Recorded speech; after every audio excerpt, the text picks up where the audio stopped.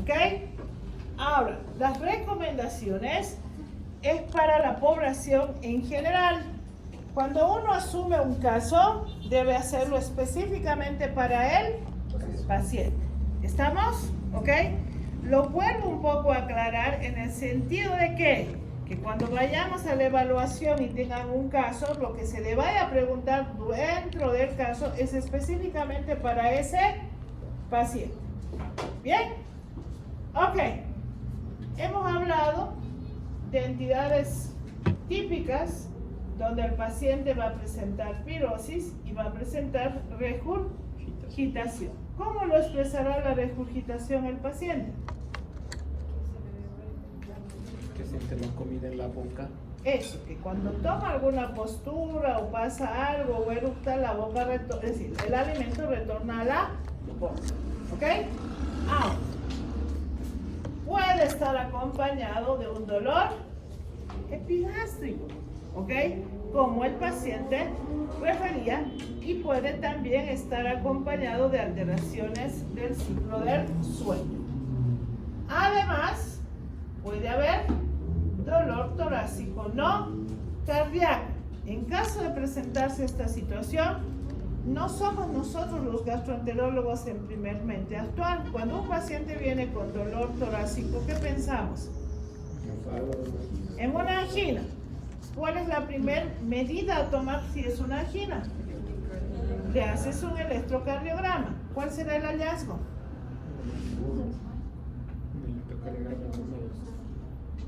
Si es una alergia tendría que ser normal, pero si es una angina, ¿qué es lo que revisan? Ya son cardiólogos, ustedes ya han pasado cardio.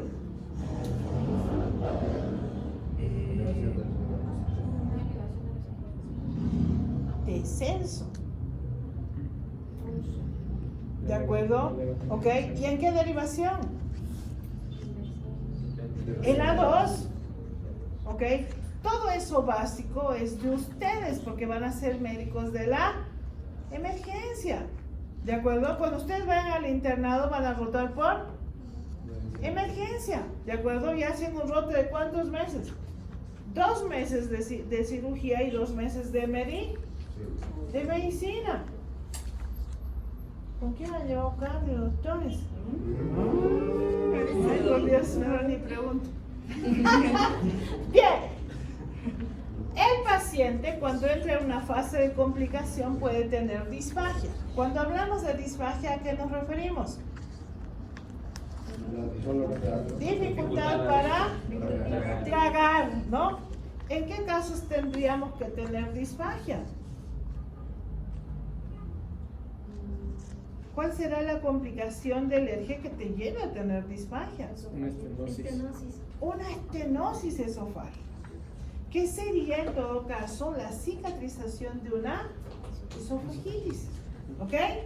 Ahora, pueden existir signos y síntomas de alarma que es importante considerar en el paciente. La disfagia persistente, vómitos, ¿verdad? Datos de hemorragia digestiva. No se van a olvidar que cuando entremos a hablar de HDA no varicial, vamos a hablar que el alergia erosivo puede provocar hemorragia hasta en el 5% de posibilidad. Así que el paciente puede sangrar. La anemia, pérdida de peso no intencional, y esto es importante porque preguntamos al paciente si ha dejado de comer o no, e incluso la palpación de una tumoración. ¿Ok? Entonces son algunos datos que nos podrían decir que algo no anda mal, es decir, no anda bien, y por lo tanto el paciente debe ser atendido con mayor prontitud. Sin embargo, esta entidad no descarta la posibilidad de una probabilidad de lesión tumoral. Entonces es muy importante considerarlo y asumir las acciones correspondientes en el paciente. Bien, tenemos el dato de los alimentos, tenemos el dato de la acidez, tenemos el dato de que el paciente puede cambiar de posición y tener algunos síntomas y signos indicados, tenemos el detalle de la irrupción del ciclo del sueño, el hecho de nuestro medio de tener venta libre de medicación en farmacias hace que el paciente tenga la prueba ya del consumo de algún antiácido y finalmente tener náuseas con los alimentos. En los atípicos va a estar probablemente más asociado a la parte pulmonar y más asociado a la parte cardiológica, pero que entre ello hay que asumir también algunas medidas importantes antes de considerar los signos o síntomas de alarma. Si uno hiciera un análisis de los síntomas atípicos, vamos a tener que entre el dolor torácico y la tos terminan siendo datos importantes a considerar como atípicos. Sin embargo, estos pacientes, antes de llegar al área digestiva, van a haber pasado por la parte de otorrino, neumología o por la parte cardiológica. Nuestra área en sí vamos a ser los segundos en revisar a estos pacientes porque ellos van a descartar las posibilidades más comunes de estas patologías. Bien, hemos visto que no existe un gol estándar para el diagnóstico. Por lo tanto, hay un listado de exámenes complementarios que nosotros podemos utilizar. Desde una esofagografía, que es un examen varitado, que si ustedes mal no recuerdan, yo comentaba en la anterior clase que en muchas técnicas, los técnicos que hacen este procedimiento, ¿qué hacen? Le ponen cabeza abajo al paciente, en afán de comprobar a través de este estudio la competencia del hiato o del esfínter esofágico inferior. El otro detalle es el control del pH, ¿ok? ¿Ustedes han visto cómo se hace una pHmetría 24 horas? Nadie. ¿Qué le ponen? Un sensor. Tiene una sonda atravesada, ¿ya? Por la nariz. Tiene más o menos un diámetro de 2 milímetros la sondita, pero está atravesada. Yo les pregunto, cuando nosotros hacemos un pH 24 horas, le decimos al paciente, puede comer lo que usted quiera. ¿Ustedes comerían con una sonda atravesada? Entonces, ¿qué sucede? Que el paciente ese día del procedimiento termina haciendo una dietita blanquita y el reporte es negativo, no tiene reflujo, ¿ok? En el largo vivir que me ha tocado ver, he tenido un solo paciente que ha hecho pHmetría, que cuando le he dicho la única forma de saber qué es lo que tiene es que coma normal. Trajo cerveza, comió pollo 3 veces al día, así. Y un estudio que salió avergonzadamente un desastre, ¿no ven? ¿Qué quiere decir? Que su hábito alimentario del paciente lo que produce el reflujo, ¿de acuerdo? Pero cuando el paciente hace dieta blanca, no tiene síntomas. Ahora, esa dificultad de estos pacientes a tener que soportar una sonda atravesada y comer normal, hace que este estudio vaya quedando un poquito en receso. Vamos a hablar de algunos estudios complementarios actuales. ¿A quiénes haríamos manometría? ¿Cuánto por ciento de esta población tiene alteración anatómica? Ya se han olvidado. 20% de esta gente tiene una alteración en el esfínter, o tiene una hernia hiatal por deslizamiento, o tiene un hiato abierto. En este caso, el único que nos puede decir que eso existe es la manometría esofágica, porque va a mostrar la incompetencia del esfínter esofágico inferior. ¿Ok? Ahora, para mejorar esto, hoy en día hablamos de la impedanciometría. ¿Ok? Es un nuevo examen donde implantamos un monitor en el esófago, no tiene nada atravesado al paciente, puede hacer su vida normal, 48 horas de observación y nosotros podemos saber si hay reflujo ácido, hay reflujo biliar o incluso si hay reflujo de aire. ¿Por qué se ocasionará ese dolor torácico no cardíaco? La fisiopatología explica que tenemos ese dolor porque el paciente refluye aire, pero es un aire que no puede eructar. El esófago no es un órgano que debe caber o debe distenderse para acaparar ningún contenido. Solo trabaja cuando ingresa el alimento, ¿ok? Entonces la persistencia de este gas hace que el paciente refleje un dolor de órgano y por eso tiene un dolor en el área torácica, ¿ok? Entonces ese examen nos permitiría entender bien la sintomatología de nuestro paciente. Ahora, muchos de ustedes, cuando esté llegando al internado y le toque hacer campo, va a tener que llegar a un primer nivel o a un segundo nivel de nuestra región de Cochabamba, ¿ok?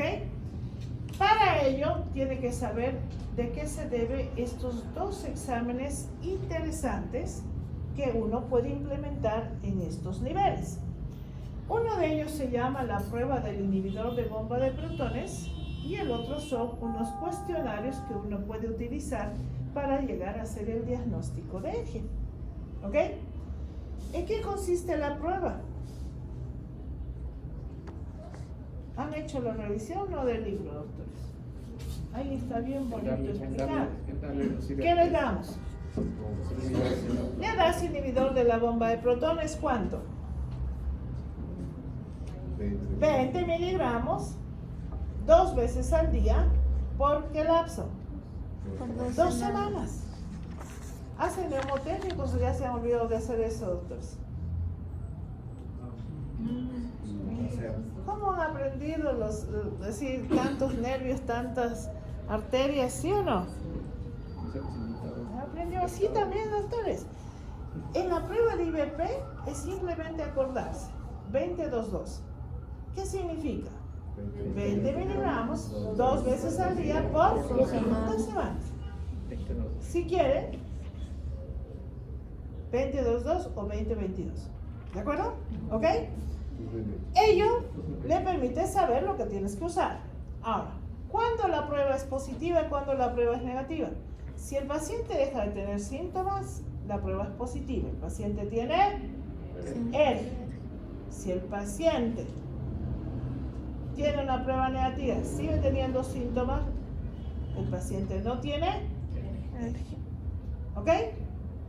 Y eso lo puedes hacer donde estés, en un primer nivel, en un segundo nivel, sin necesidad de adicionar ningún examen complementario.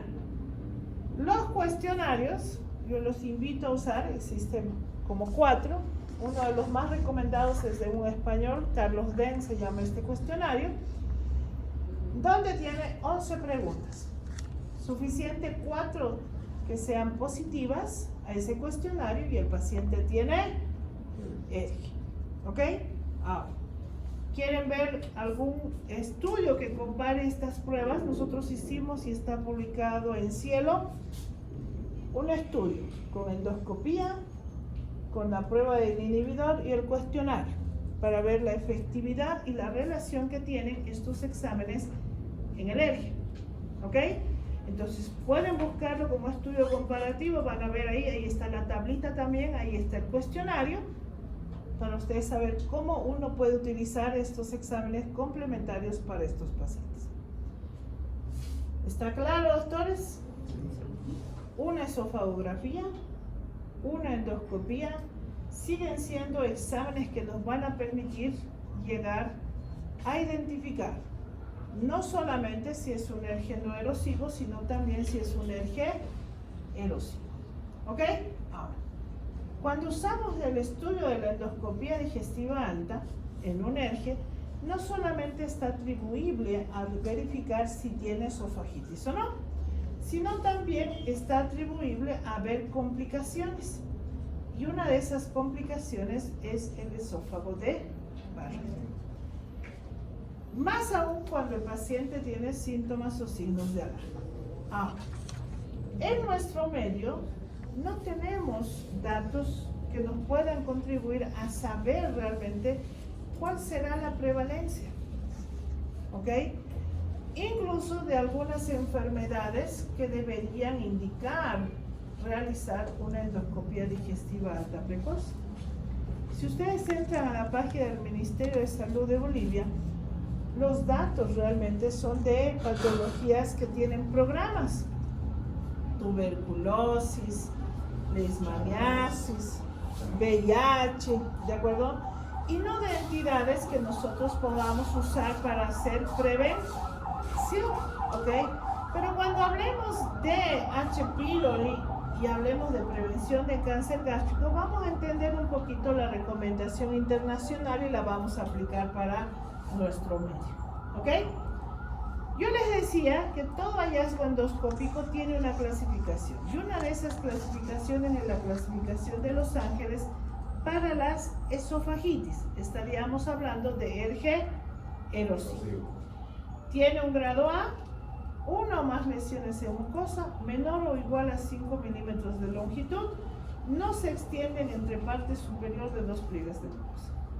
El grado B, mayor de 5 milímetros, no se extiende entre parte superior de 2 pliegues de mucosa. El grado C, una o más lesiones de mucosa que se extienden más allá de la parte superior de 2 pliegues de mucosa, pero afectan menos del 75% de la circunferencia. Y el D, que va a afectar más o menos el 75% de la circunferencia. Existe otra clasificación también, existe la clasificación de Savart-Miller. ¿Por qué no lo usamos? Y la voy a explicar por qué. Primero, que el grado 1 solo dice eritema, el grado 2 erosiones no confluyentes, el grado 3 habla de erosiones que confluyen y abarcan la circunferencia, pero el grado 4 está hablando de estenosis y el grado 5 habla de esófago de barro. Entonces, está mezclando un ERG erosivo con complicaciones. Entonces, es un poco complejo su manejo en el Savart. Habíamos indicado que podemos usar un esofagograma para detectar complicaciones asociadas al reflujo. En este caso, si el paciente tiene disfagia, primero podrías hacer un esofagograma, porque te permitiría saber a qué nivel está la estenosis, ¿ok? No es muy detalloso, pero también nos permitiría saber una hernia hiatal. Cuando haya el pase del contraste, nos permitirá ver si existe una hernia hiatal por deslizamiento. La manometría esofágica de alta resolución pues va a evaluar la competencia de la unión esófago-gástrica y además de la crura diafragmática, que es un elemento importante para el cierre total del esfínter esofágico inferior. Podríamos hacer otros exámenes como la scintigrafía del vaciamiento gástrico, que está pues indicada en sospecha de mal vaciamiento gástrico previo a una cirugía antirreflujo. O podríamos hacer un test de inhibidores de bomba de protones siempre y cuando estemos fuera de un rango el área en el cual el paciente pueda acceder a otro examen, ya que esta entidad tiene una sensibilidad del 78% y una especificidad del 54%, aún así sigue siendo de buen uso en nuestro medio. Bien, toda patología tiene que tener un listado de patologías diferenciales. Es importante no dejar de lado algunos síntomas asociados en el paciente que puedan estar haciéndonos tomar una decisión y un diagnóstico errado. Pueden ser propios del área digestiva, como pueden no ser propios del área digestiva. Además, en el paciente que tiene forma de presentación atípica, lo más importante a descartar serán los problemas cardiológicos antes de asumir que sea un ERG con presentación atípica. ¿Ok? Bien. Esta parte de la terapia es algo que vamos a ir ya practicándolo y vamos a ir tomando decisiones cada día con nuestros pacientes.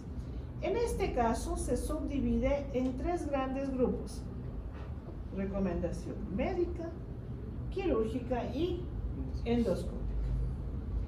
Dentro de la recomendación médica se va a subdividir en un primer pilar importante, que es el cambio de estilo de vida del paciente, y un segundo pilar que va a ser farmacológico. Se dice que este es el primer pilar, es decir, es muy importante que el paciente entienda que si no asume ese cambio, no va a poder dejar la terapia farmacológica. ¿Estamos? ¿Ok? Entonces es de gran importancia que el paciente comprenda la forma del manejo. Ahora, dentro de esta entrevista va a ser de relevancia de que ustedes asuman y digan cuáles son esos factores de riesgo que van a desencadenar o van a agravar el eje. Así que la entrevista es muy importante.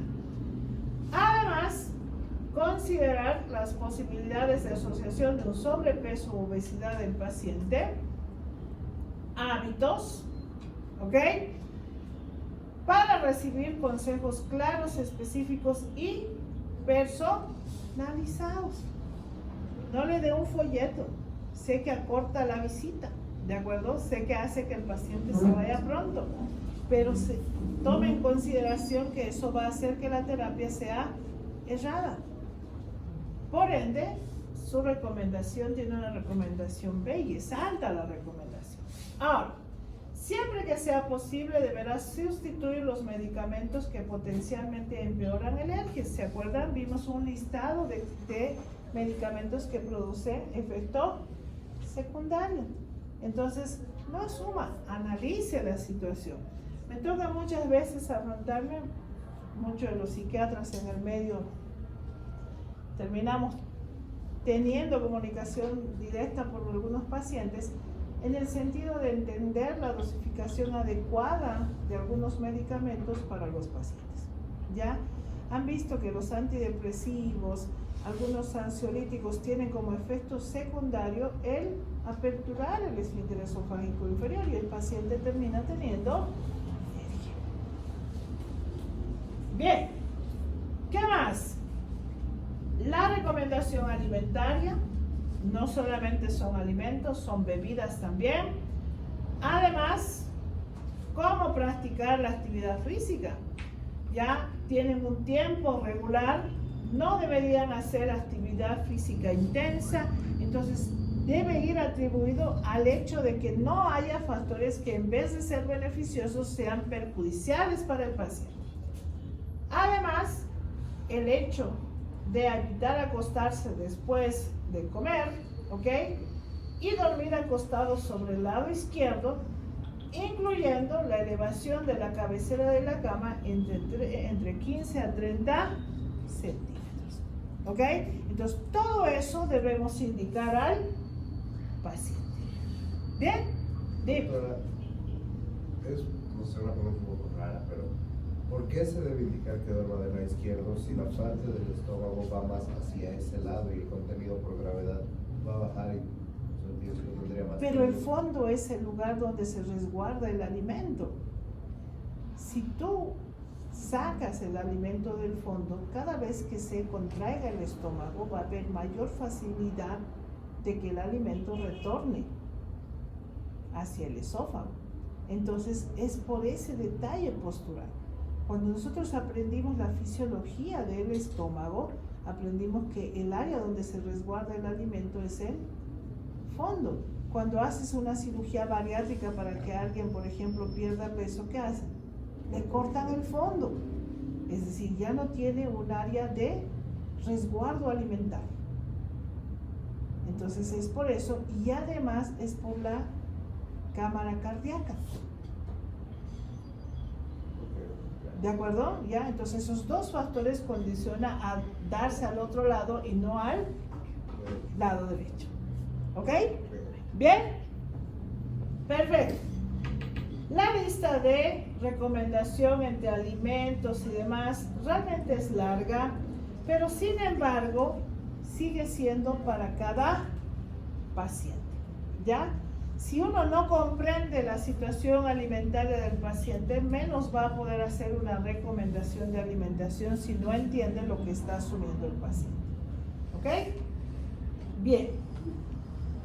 Para nosotros tomar una decisión de tratamiento médico es muy imperioso un poco retroceder. Se ha cumplido más o menos 28 años de la aparición de los inhibidores de la bomba de protones. Y desde aquella aparición todo ha cambiado en el área de gastroenterología. Lo que nos costaba en ese entonces suprimir la acidez gástrica ha mejorado a una efectividad mayor al 90%. La familia y la gama de inhibidores de bomba de protones y o combinaciones que hoy en día existen en el mercado son amplias. Usted tiene de dónde escoger. Sin embargo, pese a que esa supresión es mínima en el antagonista H2, tiene una efectividad maravillosa en el tiempo nocturno. ¿Ya? Ustedes van a ver que la indicación de la toma de la ranitidina hoy en día es de noche, ¿ok? No hay indicación médica de toma diurna. Quien lo indica en la mañana no conoce la efectividad del medicamento, ¿de acuerdo? Entonces, para ver los tiempos de curación, entre 4 a 8 semanas, ¿ok? Bien, ahora, no son los únicos medicamentos que existen en el medio, ¿ya? Ustedes verán que contamos con una gama de antiácidos mal denominados, que son simplemente alginatos. ¿Qué son los alginatos? Son protectores de mucosa, ¿ok? ¿Quiénes están ahí? El hidróxido de aluminio, el malgandrato, el sucralfato, ¿ok? Que son jarabes o vienen en masticables también, donde atribuimos de que el paciente los consume, ¿para qué? Para proteger la mucosa. Si uno lee el prospecto de estos medicamentos, generalmente las empresas los recomiendan después del alimento. Si yo lo tomo después del alimento, ¿qué protege? Que el reflujo del alimento no le provoque malestar al paciente, pero su función principal es proteger la mucosa, por lo tanto debería ser tomado en ayunas. ¿De acuerdo? ¿Ok? Sí es muy importante indicar los efectos secundarios. Si yo tomo un sucralfato, probablemente me voy a estreñir. ¿Ya? Si yo tomo un hidróxido de aluminio, probablemente me va a producir diarrea. Entonces, los efectos secundarios de la medicación debemos indicar a los pacientes. ¿Ok? Ahora, los antagonistas H2 no han salido del mercado, los podemos usar evidentemente en entidades típicas y probablemente en esofagitis de grado A y B. No probablemente en un C y no probablemente en un D, porque los tiempos a esperar una efectividad va a ser complejo. Ahora, sí vas a tener que utilizarlo en pacientes que son alérgicos al inhibidor de la bomba de protones, ¿ya? Yo tengo 5 hermanas y una de ellas es alérgica al inhibidor, así que es mi karma, ¿ok? Porque me ha pasado muchas veces que cuando ella tiene o le cae algo mal, lo que más tengo en casa son inhibidores de la bomba de protones, ¿ya? 2 veces hemos llegado sin de viaje y dijo, no aguanté más, me tomé con reacción anafiláctica directo al hospital, ¿ok? Entonces, hay pacientes en el medio que son alérgicos al inhibidor de bomba, ¿ok? En esos casos vas a tener que usar esto. Ahora, pacientes sensibles al inhibidor de bomba vas a tener también. Ya van a ver algunos casos que ustedes están visitando hospital, donde el paciente viene y dice, en vez de que esté mejor, estoy peor. ¿De acuerdo? Entonces, hay pacientes que son sensibles también al inhibidor de bomba de protones y por lo tanto debes usar un antagonista H2. ¿Ok? Podés utilizar a demanda. Podemos hacer dosis plena de 150 a 300 miligramos día. Puedes hacer dosis bajas, solo de 150, o puedes hacer las dosis paudadas. ¿Qué significa? intermitentes, un día sí, un día no, a requerimiento, cuando le molesta, no le molesta, que también están indicados, específicamente en pacientes con sintomatología crónica. ¿Qué efecto secundario tiene el antagonista H2? Vamos a recordar, puede producir citopenias. ¿Qué es eso? Disminución de las reglas celulares. ¿Y cómo estaría reflejado? Leucopenia, doctores. ¿De acuerdo? Se va a ir a hacer un laboratorio y va a decir, ¿qué ha pasado? Yo tenía mis glóbulos blancos normales. Debe saber. Puede haber ginecomastia, puede alterar la función hepática y puede haber reacciones hipersensibilidad. Entonces, todo eso debemos explicar al paciente. Ya les he indicado, si farmacología no ha sido su fuerte, aquí es cuando ustedes pueden realmente, por lo menos en el área digestiva, verificar eso. Ya no sufra. Deje de decir, diciendo, ya va a terminar la carrera también, ¿lo ve? Ahora es cuando, doctores. ¿De acuerdo? Nada es perfecto en la vida. ¿Sí o no? Yo vengo igual de la escuela antigua, pero eso no significa que sigamos manteniendo la escuela antigua, ¿lo ven? Entonces, ahora es cuando ustedes deben aprender a hacer este detalle. Dar tratamiento, hacer un recetario y poner lo que necesita el paciente. Los inhibidores de la bomba de protones, 28 años de su creación, una maravilla hoy en día. Tenemos una gama de ellos: omeprazol, pantoprazol, lansoprazol, esomeprazol, deslansoprazol. Es una gama de ellos, ¿ok? ¿Cuál será la diferencia de usar uno en otro? Ninguno, doctor. ¿Saben qué? La única diferencia que existe es que el esomeprazol es superior cuando tienes esofagitis en grado D. ¿De acuerdo? Después, todos, así cueste un boliviano y así cuesten 10, 12 o 15 bolivianos, el efecto sigue siendo igual. ¿Ok?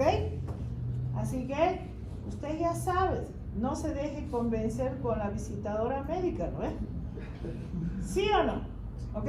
Entonces, lo que usted tome en decisión es lo que le va a beneficiar al paciente. ¿Ok? Al igual, podemos hacer usos de dosis plenas. ¿De acuerdo? Depende mucho de la presentación. El omeprazol hoy en día viene de 20 y 40. ¿Ok? El lansoprazol, ¿cuál será su presentación? 30 miligramos. El pantoprazol, 40 miligramos. Entonces, cada presentación tiene su dosificación. Puedes usar dosis plena, puedes usar dosis inferiores o puedes usar también dosis pautadas o intermitentes. ¿Ok? Ahora, la recomendación de esta medicación es que debe tomarse en ayunas. Es 20 minutos antes del alimento. Si el paciente se lo toma encima del alimento, ¿servirá o no servirá? No sirve. ¿De acuerdo? Entonces, la indicación debe ser adecuada. ¿Ok? Bien. Cuando uno compara uno con otro, pues realmente la diferencia de uno u otro medicamento es altamente visible. ¿Ok? Porque acabamos de decir, el inhibidor de bomba tiene una eficacia mucho más alta y una efectividad de acción mucho más pronta que el antagonista H2. Siempre va a ser probablemente la de primera elección, más aún cuando el paciente es un ERG erosivo y cuando no es un ERG no erosivo. ¿Ok? Ahora,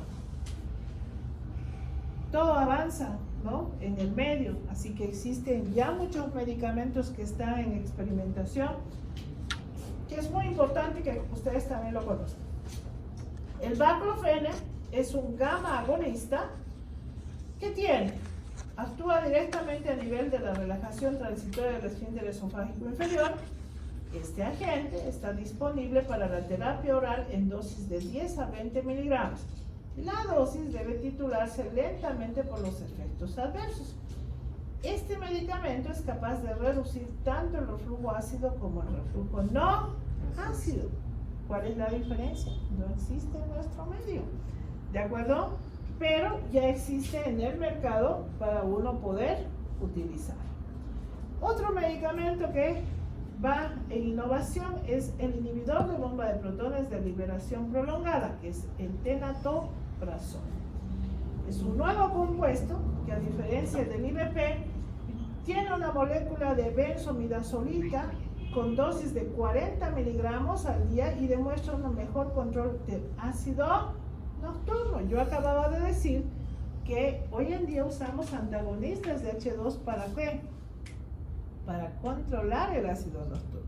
Sin embargo, esta medicación hoy en día permitiría controlar igual el ácido nocturno en los pacientes. Otro medicamento es el Alevium, que tiene una denominación de AGN 201-904. Es una prodroga del omeprazol, tiene una vida media plasmática larga por su lenta absorción a través del intestino delgado. Este dato de la vida media plasmática es interesante. Si ustedes revisan nuevamente farmacología, la vida media del inhibidor de bomba de protones es 2 horas plasmática. ¿Ya? El efecto es otra cosa, ¿no ven?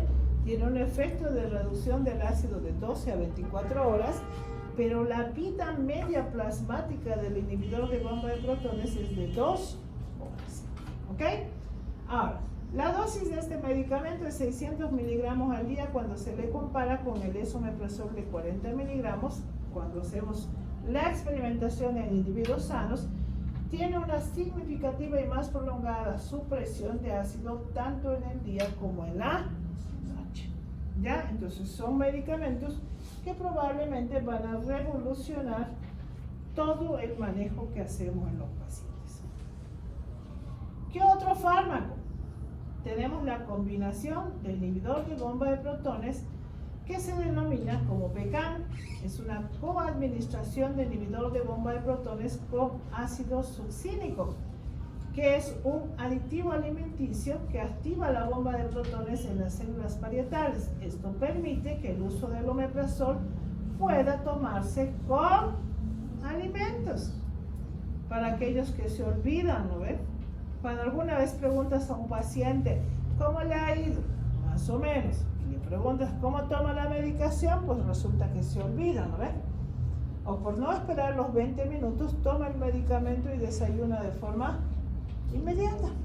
¿Ok? Entonces ya existe un nuevo componente. Otras terapias farmacológicas, hay el detalle del OX17, que es una combinación de omeprazol con famotidina, y empieza a haber otro tipo de combinación como el óxido nítrico más inhibidor de bomba de protones. El óxido nítrico se va a volver realmente de gran interés para cuando vayamos a hablar de los pacientes cirróticos. El cambio de esta alteración molecular interna hace que el cirrótico sufra una serie de alteraciones en su medio. Por lo tanto, los inhibidores de bomba de protones están contraindicados en el paciente cirrótico. ¿Estamos? ¿Ok? Bien. Si existe un tratamiento quirúrgico, ¿por qué nos estamos ahí embarrando tanto entre que alimento o terapia farmacológica? Hay un tratamiento quirúrgico. Pues esta terapia quirúrgica no es 100% efectiva, ¿ya? Hay pacientes que tienen hernia por deslizamiento, ¿ya? Que han sido sometidos a una terapia antirreflujo o fundoplicatura de Nissen, que esa es la denominación, y siguen teniendo reflujo. ¿De acuerdo? ¿Sí o no? Entonces, si hubiera una terapia quirúrgica, debería ser el primer tratamiento indicado. En este caso no lo es. ¿Por qué? Porque el paciente que es operado puede seguir teniendo sintomatología de hernia. ¿Ok? Hay algunas cosas interesantes a realizar con la fundoplicatura. Primero que se ha puesto, y es un tratamiento incluso que es ambulatorio en algunos países, es laparoscópica. ¿Ok? ¿Cuándo debería proponerse? Cuando existe un fracaso de la medicación. ¿Cuándo consideras que ha habido un fracaso de la medicación de tu paciente? Primero, que tenga recidivas frecuentes. ¿Ok? Lo ves cada semana en tu consultorio. Segundo, intolerancia al tratamiento, ¿no ven? Que sea alérgico, que sea sensible, que no pueda tomar, ¿de acuerdo? ¿Ok? Ahí consideras un fracaso de tratamiento, por lo tanto puedes indicar una terapia antirreflujo. ¿Pero en quiénes? En ese 20% de los pacientes que tienen una alteración anatómica, hernia, hiatal por deslizamiento o hiato abierto. Si no tiene eso, ¿qué vamos a operar? ¿Sí o no, doctores? ¿Ok? Entonces tampoco es una recomendación para el 100% de los pacientes con hernia. ¿Cuál otro? Si el paciente es joven. Y en esta recomendación, esto es importante, a la solicitud expresa del paciente. ¿De acuerdo? Tomen en cuenta que nos estamos aperturando a solicitudes del paciente. ¿Ok? Y en este caso está indicado, ¿ya? Puedes tener caso de pacientes donde alguna vez yo planteo y digo, sí, vamos a iniciar su tratamiento, va a hacer cambio de hábito, usted tiene este problema, pero vamos a ver eso. El paciente puede volver en 30 días y decirme, no, son macanas, opéreme. ¿De acuerdo? Es una indicación. ¿De acuerdo? ¿Ok? Pero debe tomarse en cuenta. Joven y o decisión expresa del paciente a ser operado. ¿Ya? En ese caso hacemos realmente un consentimiento especial y asumimos bajo esta recomendación. ¿De acuerdo? Bien. Nuevamente, debe ser personalizada y debe ser analizada para cada paciente con beneficios y riesgos del procedimiento quirúrgico. ¿En qué consiste? Ya han llevado cirugía, ¿no ven? ¿Sí o no? Simplemente, ¿qué hace la cirugía de Nissen? Abrazamos con el fondo, descendemos del esófago, lo abrazamos y hace ¿qué? 3 puntitos, ¿no? Y está hecha la cirugía. Normalmente nosotros entramos a calibrar en este procedimiento, ¿ya? Y eso es lo que se recomienda en el manejo quirúrgico de estos pacientes. Hay algunos médicos que por no pagarle al endoscopista y no compartirle el honorario, ¿qué hacen? Le meten un tubo al paciente y la calibración es a través de ese tubo. ¿Qué pasa? Cuando el paciente sale a veces de la cirugía no puede deglutir. Una de las complicaciones de esto es que el paciente termine con disfagia. Es decir, que hayan cerrado mucho el esfínter esofágico inferior. ¿Ok? Entonces, doctores, nos aperturamos a hacer procedimientos bajo lo que manda la normativa. Bien. Estos procedimientos endoscópicos solamente los voy a nombrar porque ninguno de ellos tiene una recomendación de uso. ¿Ok? E incluso voy a adicionar una extra que hoy en día está siendo promocionada, que muchos de ustedes ya lo han debido ver, está implementada por la Clínica de Mayo en Chile y se ha difundido así fatalmente, ¿ya? Pero vuelvo a aclarar, sí, no son de recomendación de uso, simplemente son trabajos expuestos con pacientes muy reducidos que pueden ofertar una posibilidad de tratamiento para el eje.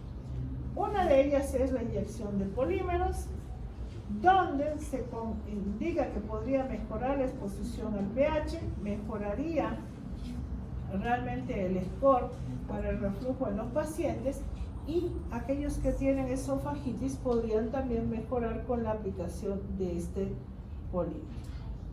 La otra entidad es conocida como la aplicación intraabdominal. ¿Qué hacemos? Entramos con el endoscopio, succionamos la mucosa, le pasamos un hilo y terminamos haciendo un punto interno para crear como una válvula en el esófago. La otra terapia es la cauterización con radiofrecuencia. Metemos un balón, insuflamos el balón y irradiamos. ¿Ya? El proceso de la irradiación pues producirá un proceso inflamatorio, cuya cicatrización engrosará el tercio inferior del esófago y disminuirá el diámetro del esófago. La otra terapia que está utilizando la Clínica de Mayo es el uso de imanes. ¿Qué está haciendo esta clínica? Está poniendo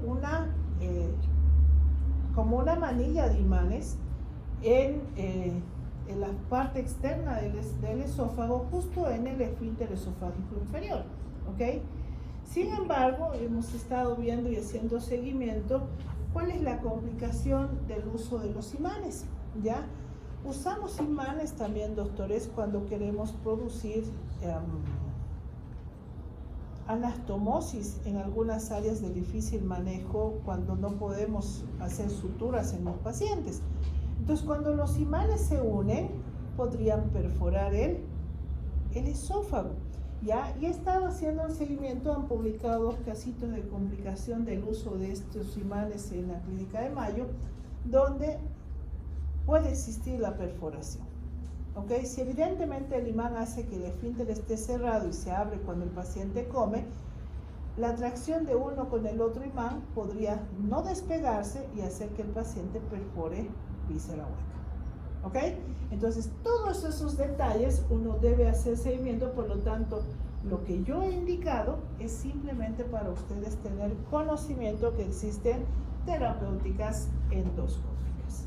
Bien, las complicaciones en esta entidad son estenosis péptica, úlcera esofágica, hemorragia digestiva alta, el esófago de Barrett. Y si nada de esto es corregido durante buen tiempo, el paciente terminará con un cáncer en esófago.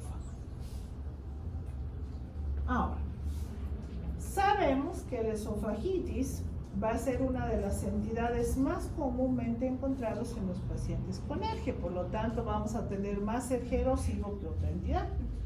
La estenosis, el esófago de Barrett o el cáncer de esófago son manifestaciones muy poco frecuentes. Además, la hemorragia en pacientes con ERGE es rara o puede ocurrir en aquellos pacientes que tienen úlcera esofágica. ¿Cuánto era el porcentaje? Menos del 5%. Por lo tanto, sigue siendo baja. ¿Ok? En la estenosis péptica simplemente es un estrechamiento del esófago distal que se va a localizar justo por encima de la unión esófago-gástrica. La sintomatología principal de esta complicación va a ser la disfagia. Esta disfagia generalmente va a ser lógica porque el paciente va a tener posibilidad de comer sólidos inicialmente o va a percatar una impactación de alimento. Por lo tanto, el paciente va a recurrir de forma emergente a un centro para la resolución de esta impactación.